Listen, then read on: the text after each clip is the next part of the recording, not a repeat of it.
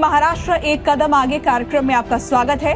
इस कार्यक्रम के माध्यम से हम महाराष्ट्र राज्य में हो रहे बदलावों और विकास की खबरों पर नजर डालेंगे। तो आइए पहली खबर से शुरुआत करते हैं और आपको बताते हैं कि कैसे महाराष्ट्र दुनिया की 28वीं सबसे बड़ी अर्थव्यवस्था बन गया है। देखिए रिपोर्ट। मॉर्गन स्टैनली की रिपोर्ट में बताया गया है कि महाराष्ट्र अब दुनिया की 28वीं सबसे बड़ी अर्थव्यवस्था है। रिपोर्ट में कहा गया है कि महाराष्ट्र की अर्थव्यवस्था सिंगापुर के बराबरी की है और 2030 तक इसके $1 ट्रिलियन तक पहुंचने की संभावना है। मुख्यमंत्री देवेंद्र फडणवीस ने इस रिपोर्ट और इसके निष्कर्षों का स्वागत किया है। To achieve our goal of making Maharashtra a $1 trillion economy, we are actually having a more organized approach and a schematic approach. So for every sector, we are creating an organized plan, we are creating a very schematic approach.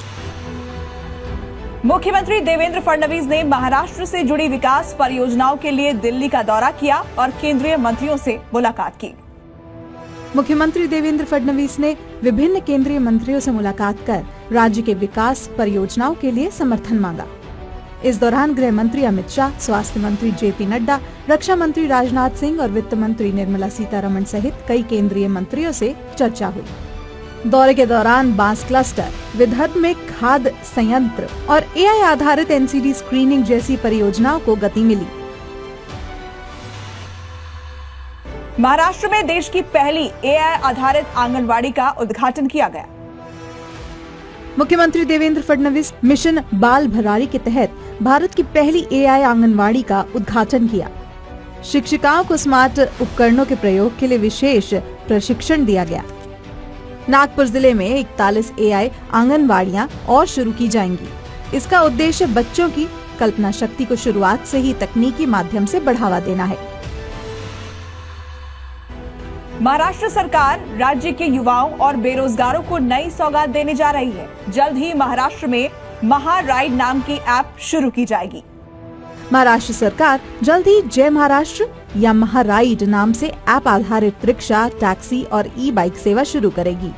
इस योजना का उद्देश्य मराठी युवाओं को रोजगार के नए अवसर देना है। बेरोजगारों को वाहन खरीदने के लिए सब्सिडी के साथ आसान कर्ज भी मिलेगा।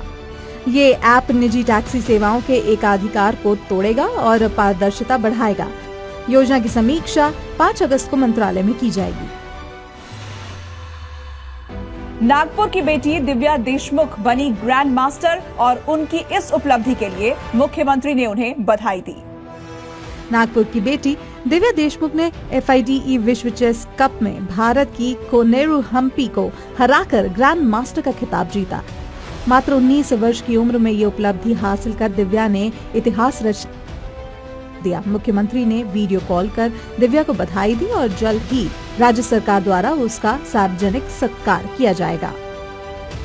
मेड अस प्राऊड आणि खूप आनंद झाला आणि तू जे काही इतक्या कमी वयामध्ये जे काही तू मिळवलेलं आहेस ते खरोखर अतिशय गौरवशाली आहे। We are absolutely proud of you. Yes, 20 तारखेला छान, खूप आनंद झाला। तू नागपूरची आहे, तू महाराष्ट्राची आहे, हे आमच्याकरता अतिशय गौरवशाली आहे। ओके, चलो, ऑल द बेस्ट। नए भारत की परछाई हमको इसमें देखने को मिलती है।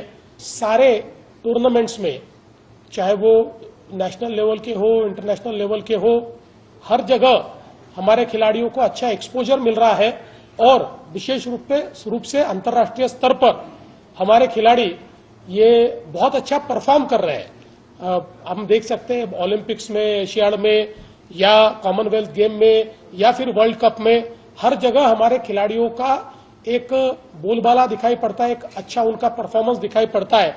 तो मुझे लगता है ये हमारे लिए, देश के लिए बहुत अच्छी बात है। बिल्कुल ऐसे होनहार खिलाड़ियों को सपोर्ट करना, ये मैं ऐसा मानता हूं कि एक प्रकार से हमारी जिम्मेदारी भी है और आगे भी ऐसे जो होनहार खिलाड़ी है उनको जितना सपोर्ट हम कर सकते हैं हम करने की कोशिश करेंगे। महाराष्ट्र एक कदम आगे में फिलहाल इतना ही। अगले हफ्ते नए अपडेट्स के साथ फिर होगी आपसे मुलाकात। आप देखते रहिए जी न्यूज।